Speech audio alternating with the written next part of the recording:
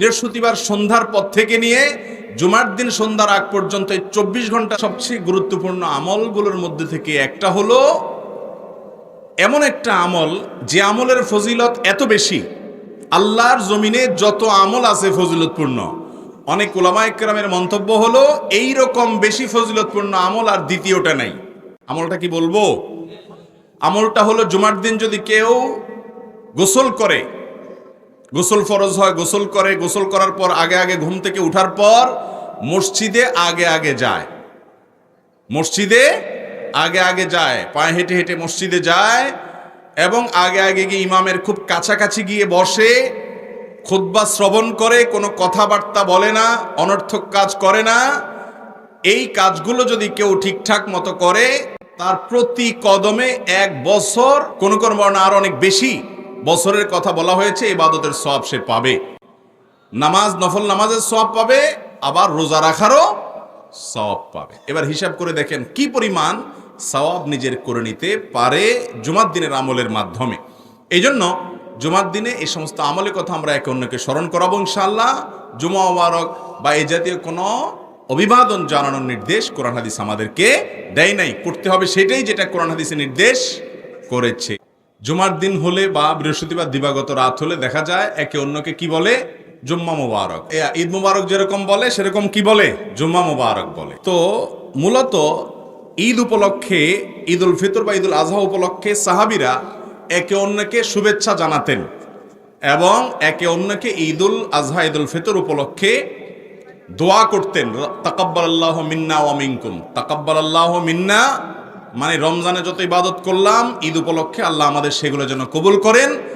আর কোরবানির ঈদে আগে জিলহজের প্রথম 10 দিন ইবাদত বন্দেগী যা করতে পারলাম সেগুলো যেন আল্লাহ আমাদের কবুল করেন। ঈদটা হলো মূলত ইবাদতের কারণে, রমজানের সারা মাস ইবাদত করেছেন সেজন্য একটু আনন্দের সুযোগ ঈদ উল ফিতর। জিলহজের প্রথম 10 দিন ইবাদতের মৌসুম, ইবাদত করেছেন, এই জন্য তার নগদ পুরস্কার ঈদ উল আজহা।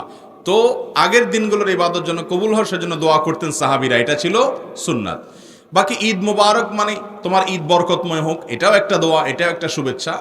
জুমার দিন উপলক্ষে কোনো শুভেচ্ছা বিনিময় করার কথা সাহাবায়ে কেরাম থেকে বর্ণিত নাই। ইসলামের কাজ হিসাবে, ধর্মের কাজ হিসাবে যদি কেউ কোনো ফরম্যাট, কোনো ইবাদত, কোনো ভালো কাজের সিস্টেম চালু করে অথচ সেই ব্যাপারে কোরআন হাদিসে কোনো প্রুফ না থাকে, একটা হলো যে ওয়াসিলা বা মাধ্যম, মৌলিকভাবে ধর্মীয় কাজ না, যেমন এই যে মাইকের ব্যবহার, এটা মাধ্যম আওয়াজটাকে পৌঁছানোর জন্য, এই মাইক ব্যবহার করা আলাদা কোনো ইবাদত না। আরেকটা হলো মূলগতভাবে ইবাদত, যেটা মূলগতভাবে ইবাদত মাকাসেদ যেটাকে বলা হয়, সেখানে নতুন কিছু সংযোজন করা যাবে না, সেখানে সেটাই গ্রহণ করতে হবে যেটা কোরআন এবং হাদিস থেকে বর্ণিত হয়ে এসেছে। অতএব জুমা মুবারক এরকম বলা বা জুমার দিন উপলক্ষে কোনো অভিবাদন আদান প্রদান করার কোনো শিক্ষা, কোনো নির্দেশ কোরআন হাদিস থেকে আমরা পাই না। যার কারণে এই দিনকে কেন্দ্র করে কোনো শুভেচ্ছা বিনিময় করাকে কেউ সুন্নাহ মনে করলে, জুমার দিনের আমল মনে করলে সেটা ভুল হবে, সেটা পরিত্যাজ্য হবে, সেটা বেদাতে পরিগণিত হতে পারে। আর জুমার দিনের যে সুন্নাহগুলো আছে সেগুলো স্মরণ করিয়ে যাওয়া যেতে পারে, যে আজকে জুমার দিন, দুরূদ পড়ার দিন। সপ্তাহের মধ্যে দুরূদ পড়ার জন্য সবচেয়ে শ্রেষ্ঠ দিন কোনটা? জুমার দিন। নবী করিম সাল্লাল্লাহু আলাইহি ওয়াসাল্লাম বলেছেন, আগফিরু আলাইয়া মিনাস সালাতি মিন ইয়াউমিল জুমআতি ওয়া লাইলাতিল জুমআহ, বাইহাকির হাদিস। তোমরা জুমার রাতে এবং জুমার দিনে আমার প্রতি বেশি বেশি দুরূদ প্রেরণ করবা। দুরূদ পাঠের শ্রেষ্ঠ সিজন, মৌসুম হলো জুমার দিন। জুমার দিনের দুরূদটা হলো সবচেয়ে শ্রেষ্ঠ দুরূদ। আর এই জন্য বৃহস্পতিবার সন্ধ্যার পর থেকে নিয়ে জুমার দিন সন্ধ্যার আগ পর্যন্ত এই 24 ঘন্টা দুরূদ পাঠের সময়, এই টাইমটাতে অন্যকে স্মরণ করায় দেন, নিজে দুরূদ পাঠ করেন, এটা হলো কাজের কাজ। হাদিসে যেটা করতে বলা হয়েছে সেটা করেন, সেটার খোঁজ খবর নাই। জুম্মা মুবারক, অনেক ভালো মানুষও জুম্মা মুবারক আদান প্রদান করেন, বলেন, সেটা আরেক জিনিস। কিন্তু আমার একটা বাস্তব অভিজ্ঞতা হলো, ফেসবুকে দেখবেন যে বৃহস্পতিবার থেকে জুম্মা মুবারক লেখে, এই লেখকদের অনেককে আমি দেখেছি যারা ভালো করে নামাজও পড়ে না, শুধু জুম্মা মুবারক লেখে। দেখছেন নি আপনারা? নামাজও পড়ে না কিন্তু কি লেখে?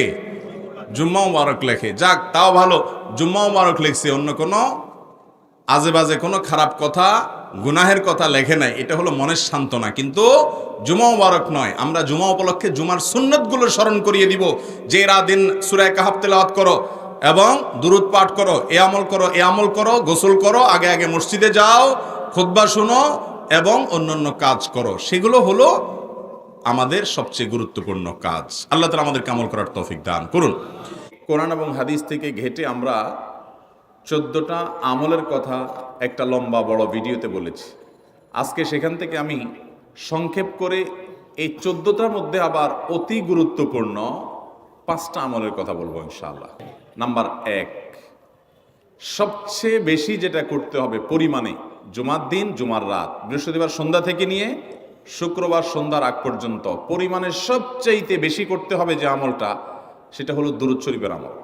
নবী করিম সাল্লাল্লাহু আলাইহি ওয়াসাল্লাম বলেছেন, আকসিরু আলাইয়া মিনাস সালাতি মিন ইয়াউমিল জুমআতি ওয়া লাইলাতিল জুমআহ, তোমরা জুমার দিন এবং জুমার রাতে আমার প্রতি বেশি বেশি দুরূদ পাঠ করবে, দুরূদ প্রেরণ করবে। ফাইন্না সালাতাকুম মা'রুদাতুন আলাই, কারণ তোমরা যে দুরূদ পাঠ করো এটা আমার কাছে পেশ করেন আল্লাহর ফেরেশতারা, এবং রীতিমতো নামধাম সহকারে আল্লাহর একদল ফেরেশতা নিয়োজিত আছে। তারা বলেন, আল্লাহ, হে আল্লাহ রাসূল, আপনার অমুক উম্মত, অমুক অনুসারী, আল্লাহর অমুক বান্দা পৃথিবীর অমুক প্রান্ত থেকে, অমুক দেশ থেকে, অমুকের সন্তান, সে আপনার প্রতি দুরূদ পেশ করেছে জুমার দিনে, জুমার রাতে বা অন্য সময়ে। এটা নবী করিম সাল্লাল্লাহু আলাইহি ওয়াসাল্লামের কাছে রিপোর্ট দেওয়া হয় আল্লাহর নিযুক্ত ফেরেশতাদের মাধ্যমে। এই জন্য শুক্রবার এবং শুক্রবার দিন এবং রাত, অর্থাৎ বৃহস্পতিবার সন্ধ্যা থেকে নিয়ে শুক্রবার সন্ধ্যা পর্যন্ত এই 24 ঘন্টার মধ্যে নবী করিম সাল্লাল্লাহু আলাইহি ওয়াসাল্লামের ভাষ্য খেয়াল করেন, আকসিরু আলাই। ওলামা একরাম জানেন নবী আলাইহিস সালাম সাধারণত কোনো আমল পরিমাণে বেশি করতে বলতেন না। পরিমাণে বেশি করতে বলার মতো আমল খুব কম ইসলামে। গোটা কোরআন যদি খোলেন আপনি, পরিমাণে অধিক করতে বলা হয়েছে এরকম আমল খুব বেশি পাবেন না। তোমরা বেশি বেশি করে নামাজ পড়ো, বেশি বেশি করে রোজা রাখো, এরকম কথা কোরআন হাদিসে নাই। অবশ্যই একজন ইমানদার 5 ওয়াক্ত ফরজ নামাজের পাশাপাশি অধিক পরিমাণে নফল নামাজও পড়বেন, সেটা ভিন্ন কথা। কিন্তু কোরআনে বেশি পরিমাণে আল্লাহর জিকির করার কথা বলা হয়েছে। আর নবী করিম সাল্লাল্লাহু আলাইহি ওয়াসাল্লাম বৃহস্পতিবার সন্ধ্যা শুরু হলে শুক্রবার সন্ধ্যার আগ পর্যন্ত বেশি পরিমাণে করতে বলেছেন যে কাজটা, সেটা হলো দুরূদ শরীফের আমল। দুরূদের এই আমলটা, এটা করার জন্য আল্লাহ তাআলা এমন সহজ করে দিয়েছেন যে ওযুর প্রয়োজন নাই। আপনার ওযু নাই, তারপর আপনি দুরূদ পাঠ করতে পারবেন। এবং আপনি এই বড় দুরূদ পড়ার মতো সময় নাই, তো আপনি একেবারে সবচেয়ে সংক্ষিপ্ত দুরূদ পড়েন সাল্লাল্লাহু আলাইহি ওয়াসাল্লাম, তাতেও দুরূদ পাঠের সওয়াব পাবেন। আমলটা করবো তো ইনশাআল্লাহ। নাম্বার 1। নাম্বার 2, জুমার দিন উপলক্ষে অন্য যে কোনো দিনের চাইতে জুমার দিন অর্থাৎ শুক্রবারের ফজর নামাজ পুরুষরা মসজিদে জামাতের সাথে পড়বেন। জামাতের সাথে পড়ার নিয়ত করবেন পাক্কা, কারণ অন্য যে কোনো দিনের ফজর নামাজ না, শুধুমাত্র যত নামাজ আছে, নবী করিম সাল্লাল্লাহু আলাইহি ওয়াসাল্লাম বলেছেন, আফদালুস সালাওয়াতে ইনদাল্লাহ, আল্লাহর কাছে দুনিয়ার সব নামাজের মধ্যে 5 ওয়াক্ত সাধারণ নামাজগুলোর মধ্যে সবচেয়ে উত্তম নামাজ হলো সলাতুল ফজরে মাআল জামাআতে ইয়াউমাল জুমআহ, জুমার দিন ফজরের নামাজ জামাতের সাথে আদায় করা হলো যত নামাজ আছে এর মধ্যে সবচেয়ে শ্রেষ্ঠ নামাজ। ভাইরা আমার, প্রত্যেক বৃহস্পতিবার আসলে সন্ধ্যার সময় প্রতিজ্ঞা করব, সপ্তাহের অন্য দিন যদি আমার ত্রুটি বিচ্যুতি হয়ও আমি সেটাকে কারেকশন করার চেষ্টা করব, কিন্তু শুক্রবার ফজরটা পুরুষ হিসাবে আমি জামাতের সাথে পড়বই পড়বো। তার জন্য রাতে আগে আগে শোবো, ডাবল ট্রিপল অ্যালার্ম দিয়ে শোবো, অন্য নামাজি বন্ধুকে বলবো ফোন দিয়ে ডেকে দিবি, একে অন্যের সহযোগিতা করব, কিন্তু ফজরের নামাজ জুমার দিন ছাড়বো না ইনশাআল্লাহ। 3 নম্বর আমল হলো সূরা কাহাফ পড়বো। যারা কোরআন পড়তে পারেন না তারা শুনবেন, আর যারা পড়তে পারেন তারা নিজে পড়বেন। সূরা কাহাফ যদি জুমার দিন কেউ পড়ে, নবী করিম সাল্লাল্লাহু আলাইহি ওয়াসাল্লাম বলেছেন এই সূরাটা তার জন্য নূর হবে, নূর, আলো আল্লাহর তরফ থেকে। কিয়ামতের ময়দানে ভয়াবহ গুটগুটে অন্ধকার হবে। কিয়ামতের একটা ভয়াবহ শাস্তি হলো অন্ধকারের শাস্তি। ভাইরা আমার, অন্ধকারের শাস্তি মানে এমন ভয়াবহ অন্ধকার হবে যে দুনিয়ার অন্ধকারের সাথে কোনো তুলনাযোগ্য নয়। সেই ভয়াবহ অন্ধকারে কিছু আমল আছে যে আমলগুলো মানুষের ওই অন্ধকারের মধ্যে আলোর কাজ দিবে। এর মধ্যে একটা হলো এই সূরা কাহাফ। অন্য অনেক উলামা ইকরাম বলেছেন এর ব্যাখ্যা হলো সূরা কাহাফ যদি কেউ এক বৃহস্পতিবারে পড়ে, পরের বৃহস্পতিবার পর্যন্ত, এক শুক্রবারে যদি পড়ে, পরের শুক্রবার আগ পর্যন্ত পুরো সপ্তাহব্যাপী তার ভিতরে নূর, ঈমানের নূর, তাকওয়ার নূর, ইলমের নূর, আমলের নূর, ভালো মানুষ হওয়ার নূর তার ভিতরে আল্লাহ তাআলা সৃষ্টি করে দিবেন।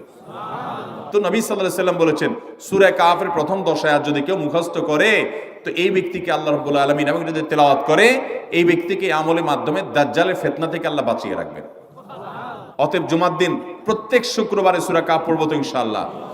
4 নম্বর আমল হলো দুনিয়াতে যত ফজিলতপূর্ণ আমল আছে এর মধ্যে সবচেয়ে বেশি ফজিলতপূর্ণ আমল এটা। খুব সহজ আমলটা, খুব সহজ, প্রত্যেক শুক্রবার আমরা এটা করতে পারি। জুমার দিন আগে ঘুম থেকে উঠে উত্তম রূপে গোসল করে মসজিদে আগে আগে গিয়ে পায়ে হেঁটে গিয়ে সামনে ইমাম সাহেবের কাছাকাছি গিয়ে বসা, অনর্থক কথা কাজ না করা, তেলাওয়াত জিকির আজকারের মাশগুল থেকে নামাজটা পড়ে বের হয়ে আসা, এই কাজ, এই কয়েকটা কাজ যদি করে তাহলে কাজ কয়টা হলো? আগে আগে ঘুম থেকে উঠা, ওই যে ফজর নামাজ জামাতের সাথে পড়া ইত্যাদি, গোসল করা উত্তম রূপে, আর পায়ে হেঁটে মসজিদে যাওয়া, বাহনে না চড়া। 4 নম্বর হলো ইমামের কাছাকাছি গিয়ে বসা, কোনো অনর্থক কাজ না করা। এই 4টা কাজ যদি কেউ জুমার দিনে করে, নবী করিম সাল্লাল্লাহু আলাইহি সাল্লাম বলেছেন ওই ব্যক্তি বাসা থেকে মসজিদ পর্যন্ত যে আসলো, যতগুলো পা ফেলবে, যতগুলো স্টেপ ফেলবে, যতগুলো কদম দিবে, প্রতিটা কদমের বিনিময়ে আল্লাহ রাব্বুল আলামিন তার অ্যাকাউন্টে, তার আমল নামাতে 1 বছর রাত জেগে, সারা রাত জেগে তাহাজ্জুদ নামাজ পড়লে এবং 1 বছর সারা দিন, প্রত্যেকটা দিন পুরা বছর জুড়ে নফল রোজা রাখলে যে পরিমাণ সওয়াব পাইতো, 1 বছর নফল রোজা, 1 বছর রাতভর জেগে তাহাজ্জুদের নামাজ পড়ার সওয়াব মাত্র একটা কদম ফেলার বিনিময়ে দিবেন। চেষ্টা করব না ইনশাআল্লাহ। 5 নম্বর এবং সর্বশেষ আমল হলো জুমার দিনে একটা সময় আছে দোয়া কবুল হয়। দোয়া কবুলের যে সময়গুলো আছে এর ভিতরে অত্যন্ত ইম্পর্টেন্ট একটা সময় হলো জুমার দিন। শুক্রবারের একটা সময় সম্পর্কে নবী সাল্লাল্লাহু আলাইহি ওয়াসাল্লাম বলেছেন যে একটা সময় আছে শুক্রবারের, এই সময়ে বান্দা কোনো দোয়া করলে আল্লাহ তাআলা ফিরিয়ে দেন না, কবুল করেন। কিন্তু সময়টা যে ঠিক কখন এটা হাদিসে নবী সাল্লাল্লাহু আলাইহি ওয়াসাল্লাম বলেন না, যাতে করে হয়তো আমরা সারা দিনেরই কম বেশি দোয়ার চেষ্টা করি। এই বিষয়ে মুহাদ্দিসগণ, হাদিস বিশ্লেষকগণ, পণ্ডিত ওলামা একরামগণ হাদিসের বিভিন্ন আকার ইঙ্গিতকে গবেষণা করে, অ্যানালাইসিস করে এক একজন এক এক সময়ের কথা বলেছেন। তবে বেশিরভাগ ইমাম, বেশিরভাগ পণ্ডিত ওলামা একরাম, বেশিরভাগ আপনার ইসলামিক স্কলারগণের বক্তব্য হলো যে এই সময়টা হলো জুমার দিনের শেষ প্রহর, আসরের পর থেকে নিয়ে সূর্য ওঠার আগ পর্যন্ত এই সময়টা।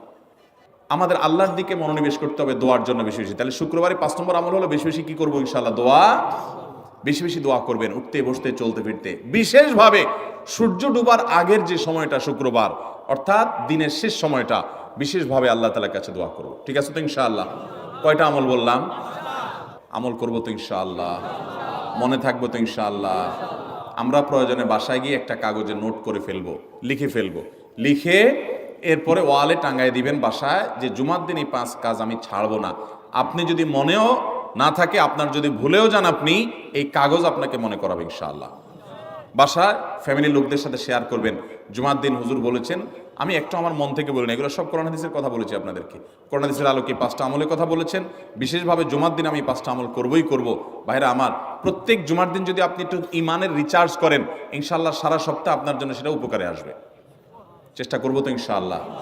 আল্লাহ তাআলা এই আমলগুলো আমাকে, আপনাকে, আমাদের সবাইকে করার তৌফিক দান করুন। সুপ্রিয় দর্শক শ্রোতা ভাই বোনেরা, চান্দ্র বর্ষের যেই কয়েকটি মাস কোরআন এবং সুন্নাহর দৃষ্টিতে খুবই গুরুত্বপূর্ণ, তাৎপর্যপূর্ণ, ফজিলতপূর্ণ, তার মধ্যে একটি হলো রজব মাস, যে মাসটি শুরু হয়েছে কয়েকদিন হলো।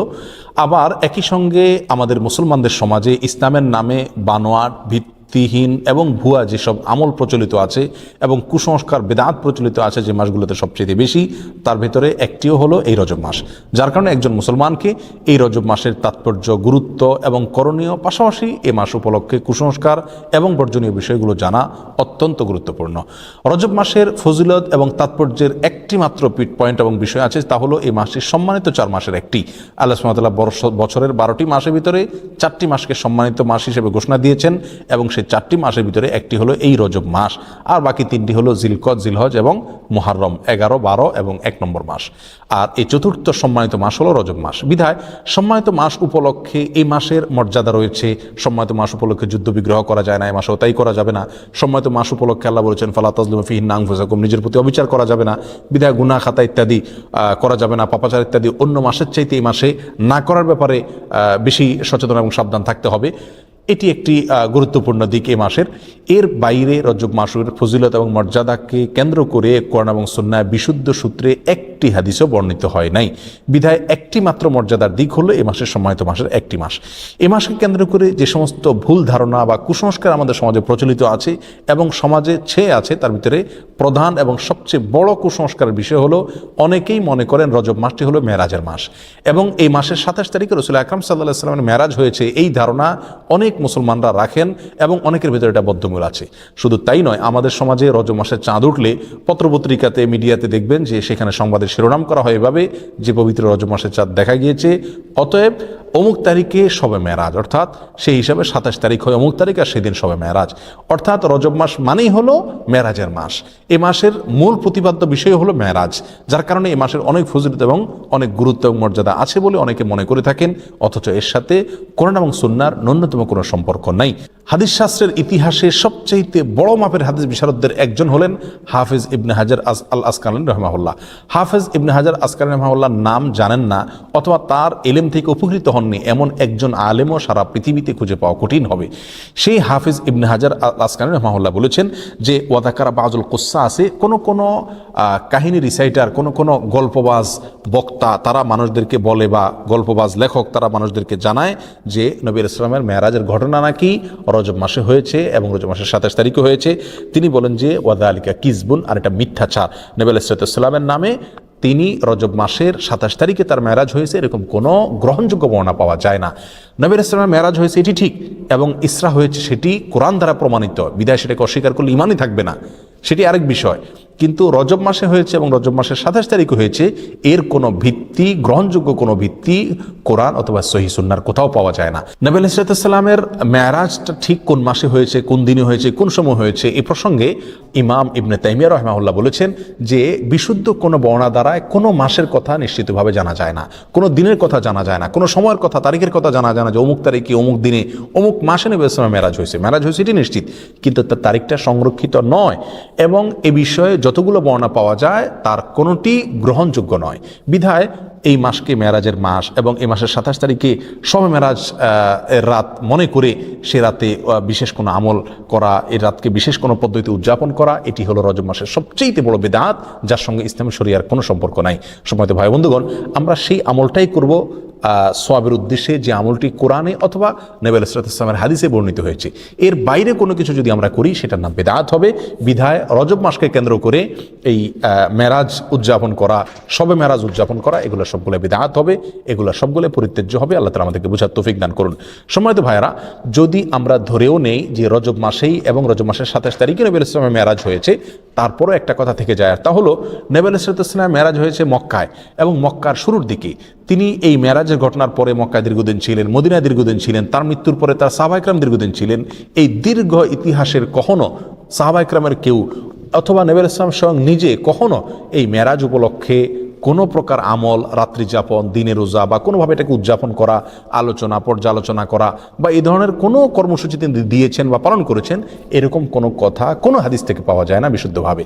অতএব এই আমলটি আমরা যারা করে থাকি রজব মাসকে কেন্দ্র করে শবে মেরাজের উদযাপনের আমল, এটি সম্পূর্ণভাবে বিদআত এবং পরিত্যাজ্য। আল্লাহ সুবহানাহু ওয়া তাআলা আমাদেরকে বুঝার তৌফিক দান করুন। এর সাথে ইসলামের শরিয়ার কোনো প্রকার সম্পর্ক নাই। রজব মাসকে কেন্দ্র করে দ্বিতীয় যে আমলটি প্রচলিত আছে আমাদের সমাজে, সেটা হলো সালাতুর রাগায়েব। এই আমলটিরও কোনো গ্রহণযোগ্য ভিত্তি কোরআন সহিহ সুন্নাহয় পাওয়া যায় না। এই আমলটি বিদআত এবং কুসংস্কারের অন্তর্ভুক্ত। অনেকে বর্ণনা করে থাকে একটা হাদিসটি বর্ণনা করেছেন আনাস রাদিয়াল্লাহু তাআলা আনহু, যে রাসূল আকরাম সাল্লাল্লাহু আলাইহি ওয়াসাল্লাম নাকি বলেছেন যে কোনো ব্যক্তি যদি রজব মাসের প্রথম বৃহস্পতিবার দিবাগত রাতে 12 রাকাত নামাজ পড়ে, নফল নামাজ, এবং সেটা মাগরিব এশার মাঝখানে 2 রাকাত করে পড়ে। প্রথম রাকাতে সূরা ফাতিহা, এরপরে 3 বার সূরা ইন্না আনজালনা ফি লাইলাতুল কদর, এরপরে 10 বার সূরা কুল হুয়াল্লাহ, সিজদাতে বিশেষ সংখ্যক তাসবিহ এবং এরপরে বিশেষ সংখ্যক দুরূদ রাসূলের প্রতি, এগুলো যদি কেউ করে তার জীবনের সব গুনাহ মাফ করে দেওয়া হবে ইত্যাদি ইত্যাদি। এটাকে সালাতুর রাগায়েব বলা হয়। প্রিয় বন্ধুগণ, এই সালাতুর রাগায়েব সম্পর্কিত এই যে হাদিসটি পেশ করা হয়ে থাকে, এটি নবী আলাইহিস সালামের কোনো হাদিসের কিতাব থেকে খুঁজে পাওয়া যায় না। এই সম্পর্কে মুহাদ্দিসিনে কেরাম একেবারে সুস্পষ্ট মন্তব্য করেছেন যে এটি জাল এবং ভিত্তিহীন। একটি টাকার নোট যখন ব্যাংক থেকে ওটাকে জাল হিসেবে চিহ্নিত করে দেওয়া হয়, এটা যেরকম অচল হয়ে যায়, এই হাদিসটিকে মুহাদ্দিসিনে কেরাম ঐক্যবদ্ধভাবে যেহেতু জাল বলে চিহ্নিত করেছেন, বিধায় এটাও অচল এবং গ্রহণযোগ্য নয়। রজব মাস উপলক্ষে তৃতীয় যে আমলটি প্রচলিত আছে তা হলো একটি দোয়া বেশি বেশি করে পড়া, আর সেটি হলো আল্লাহুম্মা বারিক লানা ফি রজব ওয়া শাবান, অর্থাৎ হে আল্লাহ আপনি আমাদেরকে রজব এবং শাবান মাসে বরকত দান করুন, ওয়া বাল্লিগনা রমাদান, আর আমাদেরকে রমজান পর্যন্ত আপনি পৌঁছায় দিন, অর্থাৎ রমজান যেন আমরা লাভ করতে পারি। এই দোয়াটি বর্ণিত হয়েছে মুসনাদে আহমদে। আর যেই বর্ণনায় এই দোয়াটি বর্ণিত হয়েছে সেই বর্ণনার ভিতরে একজন বর্ণাকারী আছেন যার নাম হলো জায়দা ইবনে আবি রিকাদ। এই বর্ণাকারী সম্পর্কে ইমাম বুখারী রাহিমাহুল্লাহ বলেছেন যে মুনকারুল হাদিস, তার হাদিস গ্রহণযোগ্য নয়। আর ইমাম নাসাই রাহিমাহুল্লাহ বলেছেন যে তাকে আমি চিনি না, অন্য এক কিতাবে তিনি বলেছেন সে মুনকারুল হাদিস, এবং ইবনে হিব্বান রাহিমাহুল্লাহ তার সম্পর্কে মন্তব্য করেছেন যে এই লোকের বর্ণিত কোনো হাদিস গ্রহণযোগ্য নয়। অতএব সমস্ত মন্তব্যের ভিত্তিতে এই হাদিসকেও বলা যায় এটি বিশুদ্ধ নয়। তবে যেহেতু এই দোয়ার অর্থের ভিতরে কোনো মন্দ দিক নেই, খারাপ দিক নেই, অতএব কেউ এটাকে সাধারণভাবে যদি পড়ে তাতে তেমন কোনো দোষণীয় বিষয় এটাকে বলা যাবে না, কিন্তু এটাকে নবী আলাইহিস সালামের দিকে সম্বন্ধ করা এটা বিশুদ্ধ নয়। চতুর্থত যে আমলটি রজবকে কেন্দ্র করে প্রচলিত সেটা হলো এই মাস উপলক্ষে বিশেষ কোনো পশু জবাই করাকে অনেকে সওয়াব মনে করেন। এটি মূলত আইয়ামে জাহিলিয়াতে ইসলাম পূর্ব যুগে প্রচলিত ছিল, যেটাকে আতিরা বলা হয়। তারা রজব মাসে বিশেষ পশু জবাই করতো, যেমন আমরা কোরবানির মাসে জিলহজ মাসে কোরবানি করে থাকি, এবং এটাকে খুব সওয়াবের কাজ মনে করতো, খুব ভালো কাজ মনে করতো। ইসলাম তাদের সেই প্রথাকে সম্পূর্ণভাবে রহিত করেছে, বিলুপ্ত করেছে। এই সম্পর্কে বহু বিশুদ্ধ হাদিস বর্ণিত আছে। বিধায় রজব মাস উপলক্ষে বিশেষ কোনো পশু জবাই করা এটাকে সওয়াবের কাজ মনে করা যাবে না। অন্য মাসে জবাই করেন সেসব এই মাসেও করেন, সেটা ভিন্ন বিষয়, কিন্তু সওয়াবের অংশ হিসাবে এই মাসে কোনো পশু জবাই করা যাবে না। রজব মাস উপলক্ষে 5 নম্বর যে আমলটি প্রচলিত আছে অথচ তার কোনো গ্রহণযোগ্য ভিত্তি ইসলামী শরীয়তে নাই, তা হলো এ মাসে বেশি বেশি নফল রোজা রাখা এবং ইতিকাফ করা। অনেকেই এটাকে খুব সওয়াবের কাজ মনে করেন যে রজব মাসে বেশি বেশি করে নফল রোজা রাখতে হবে।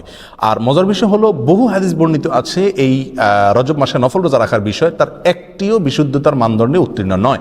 একটি মাত্র হাদিস পাওয়া যায় সুনানে আবু দাউদের ভিতরে। এক লোক নবী আলাইহিস সালামের কাছে আসছেন, তার সঙ্গে 1 বছর পরে দেখা করছেন। নবী আলাইহিস সালামকে বললেন, ইয়া রাসূলুল্লাহ আপনি আমাকে চিনতে পারেননি, আমি তো অমুক।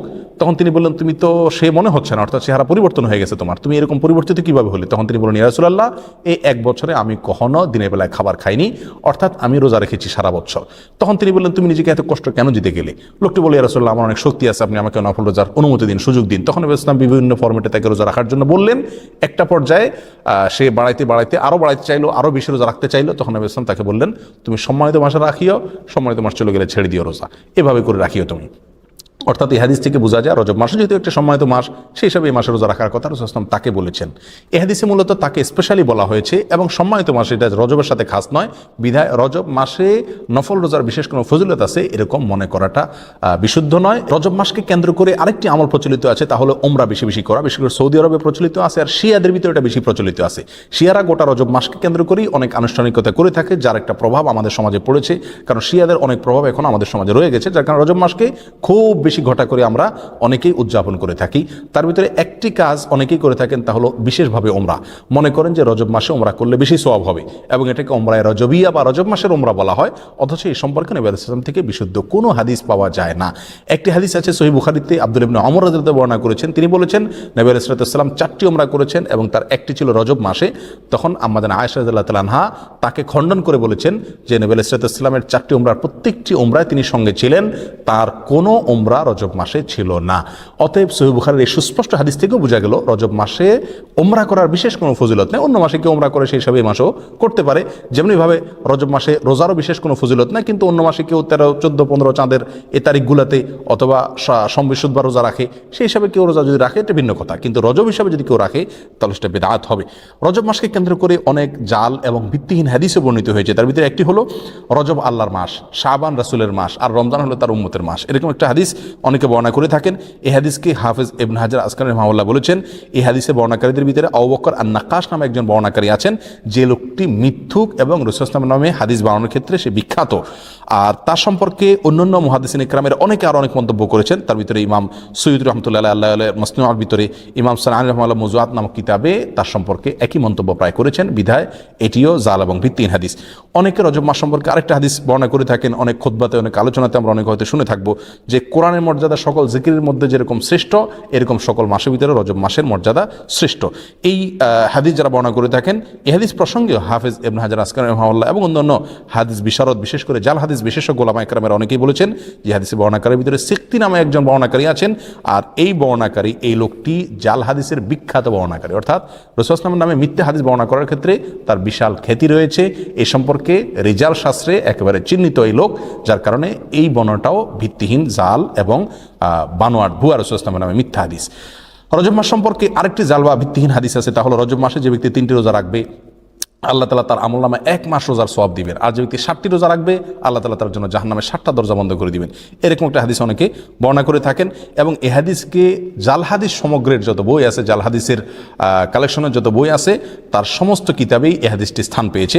ইবনুল জাওজি রাহমাহুল্লাহ আল মাওজুআত কিতাবে, সুয়ুতী রাহমাতুল্লাহ তাআলা আল মুসতাআ কিতাবে, শাওকানি রাহমাহুল্লাহ ফাওয়াইদুল মুজমুআ কিতাবে, এবং তাবয়িনুল আজাব কিতাবে, ইবনে হাজার আসকানি রাহমাহুল্লাহ, এভাবে সমস্ত প্রায় জাল হাদিসের যে কিতাবগুলো আছে সেগুলোতে এই হাদিসটা স্থান পাইছে, অর্থাৎ এই হাদিসটি জাল এবং ভিত্তিহীন। এভাবে রজব মাসকে কেন্দ্র করে আরো অনেক জাল, ভুয়া এবং ভিত্তিহীন হাদিস আমাদের সমাজে প্রচলিত আছে। তার ভিতরে আরেকটা হলো, যে ব্যক্তি রজব মাসে রোজা রাখবে এবং 4 রাকাত নামাজ পড়বে, আল্লাহ সুবহানাহু ওয়া তাআলা জান্নাতে তার জন্য যে আসন রেখেছেন, তার যে মাকাম হবে, সেটা না দেখে তার মৃত্যু হবে না, অর্থাৎ দেখে তারপর মৃত্যু হবে। এই হাদিসটাও জাল এবং ভিত্তিহীন, বানোয়াট। এর সঙ্গে ইসলামী শরীয়তের কোনো সম্পর্ক নাই। ইমাম শাওকানি রাহমাহুল্লাহ আল ফাওয়াইদুল মুজমুআ কিতাবে হাদিসকে জাল বলে চিহ্নিত করেছেন। ইবনুল কাইয়িম আল জাওজি রাহমাহুল্লাহ আল মাওজুআত কিতাবে এটাকে জাল বলে চিহ্নিত করেছেন, এবং অন্যান্য কিতাবও চিহ্নিত হয়েছে। বিধায় এটাও জাল এবং ভিত্তিহীন। সম্মানিত ভাই বন্ধুগণ, রজবকে কেন্দ্র করে আরও একটি ভুয়া আমল ইদানিং আমাদের সমাজে প্রচলিত বেশ কয়েক বছর থেকে দেখা যায়, এবং সামাজিক যোগাযোগের মাধ্যমে খুব বেশি প্রচলিত দেখা যায়। তা হলো, অনেকে বলে থাকেন, অনেকে মেসেজ পাঠিয়ে থাকেন, ইনবক্স করে থাকেন যে রমজান অমুক তারিখে হবে, এই সংবাদ যদি আপনি এতজন লোককে দেন তাহলে আপনার জন্য জান্নাত ওয়াজিব হবে, ইত্যাদি ইত্যাদি। এটি আমাদের মূর্খতার একটা বড় প্রমাণ। আমরা কোরআন সুন্নাহ থেকে যে কত দূরে সরে গেছি, যে কোনো কথা, মুখরোচক কথা শুনলে আমরা সেটাকে গিলে খাচ্ছি ইসলামের নামে, এটার একটা বড় প্রমাণ হলো এই ঘটনাকে আমরা অনেকেই খুব গুরুত্বের সাথে দেখি, এবং এই মেসেজকে আমরা অনেকে চালাচালি করে থাকি। প্রিয় বন্ধুগণ, রমজানের সংবাদ কাউকে দিলে তার জন্য কোনো ফজিলতের কথা, কোনো মর্যাদার কথা কোরআন সুন্নাহর কোথাও বলা হয়নি। যারা এই মেসেজকে প্রচার করেন তারা আল্লাহ এবং তার রাসূলের নামে মিথ্যাচার করছেন, আর যারা মিথ্যাচার করছেন নবী সাল্লাল্লাহু আলাইহি ওয়াসাল্লাম বলছেন তাদের ঠিকানা জাহান্নাম। বিধায় এই ধরনের মেসেজকে আমরা ফরওয়ার্ড করব না, এবং এগুলোকে ইগনোর করব। এর সাথে ইসলামের শরীয়তের কোনো সম্পর্ক নাই। সর্বসাকুল্যে আমরা খোলাসায় সামারিতে বলতে পারি, রজব মাসের বিশেষ কোনো ফজিলত এবং মর্যাদা নেই সম্মানিত 4 মাসের একটি, এই কথা ছাড়া। এ মাস উপলক্ষে বিশেষ একটি আমলের কথাও কোরআন এবং সুন্নাহ বর্ণিত হয় নাই, এবং এ মাস উপলক্ষে বিশেষ কোনো রোজা, বিশেষ কোনো উমরা, বিশেষ পদ্ধতিতে সালাত, এমনকি বিশেষ যে আমলটি আমাদের সমাজে সবচেয়ে জলবায়ু প্রচলিত আছে, মেরাজের রাত্রি উদযাপন করা, সে রাত্রে জেগে ইবাদত করা, দিনে রোজা রাখা, এর একটি জিনিসও নবী আলাইহিস সালাম থেকে প্রমাণিত নয়। আর নবী আলাইহিস সালাম থেকে যেটি প্রমাণিত নয়, সেটা দেখতে যতই ভালো দেখা যাক না কেন, তার কোনো সওয়াব আমরা পাবো না। এটা বেদাত হিসাবে গণ্য হবে, আর বেদাতের ঠিকানা জাহান্নাম। আমরা অনেকেই বলে থাকি যে মানুষ এমনি মসজিদে আসে না, নামাজে আসে না, এক উসিলা যদি শবে মেরাজ উপলক্ষে মসজিদে আসে, আপনারা বাধা দিয়ে মসজিদ থেকে বের করে লাভ কি? তারা তো গান গাচ্ছে না, হারাম কাজ করছে না। যে সমস্ত ভাইরা এটা বলেন, 2 কারণে তাদের সঙ্গে আমরা একমত হতে পারবো না। নাম্বার 1, বেদাত কাকে বলা হয়? ভালো কাজ, দেখতে ভালোই মনে হচ্ছে, কিন্তু কোরআন এবং সুন্নাহ এটা করতে বলা হয়নি, এটার নাম বেদাত, আর এই বেদাতের ঠিকানা জাহান্নাম। বিধায় এই কাজটি সেই সংজ্ঞার মানদণ্ডে বেদাতের ভিতরে অন্তর্ভুক্ত হবে। বিধায় এটা করলে সওয়াব হবে না, বরং গুনাহ হবে, যদিও দেখতে ভালো দেখা যাচ্ছে। দ্বিতীয়ত, শবে মেরাজ উপলক্ষে মানুষ আসে, উপলক্ষে সংশোধন হয়ে যাবে, যারা এরকম ধারণা করেন তারা ভুলের স্বর্গে বাস করছেন। কারণ শবে মেরাজ উপলক্ষে মসজিদে এসছেন এবং এই বেদাতি পদ্ধতিতে জিকির ইবাদত বন্দি করছেন, এরপরে সারা জীবনের জন্য সংশোধিত হয়ে সারা বছর মসজিদে আসা ধরছেন, নামাজ পড়ছেন, এরকম একটি লোকও খুঁজে পাওয়া যাবে না। বিধায় এই বেদাত দিয়ে কোনোদিন মানুষের সংশোধন হবে না। এই বেদাতকে আমরা বর্জন করি। সারা দেশে জোরালোভাবে, আমাদের সমাজে সবচেয়ে জোরালোভাবে যে কয়েকটি বেদাত প্রচলিত আছে, তার ভিতরে একটা হলো এই মেরাজ উদযাপন এবং মেরাজ উপলক্ষে বিশেষ আমল।